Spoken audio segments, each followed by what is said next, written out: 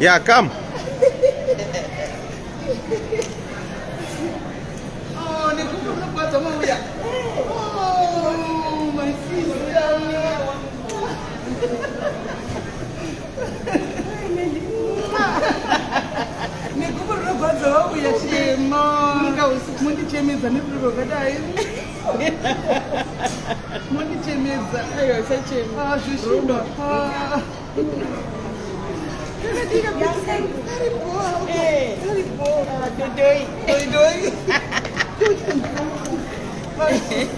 My baby. What is that, my daddy's? Hey.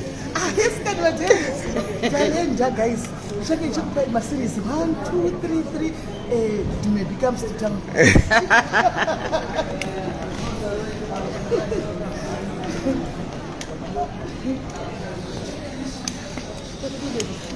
Ah, right.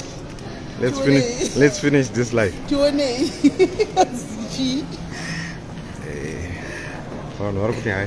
What is that? Yes. Hi, Gary's. We're at the airport now. Oh, tell we are going to Yeah. Tashika, thank you guys. Thank you. Famba zvakanaka. Kana chi. Famba chimenyasha shedzi.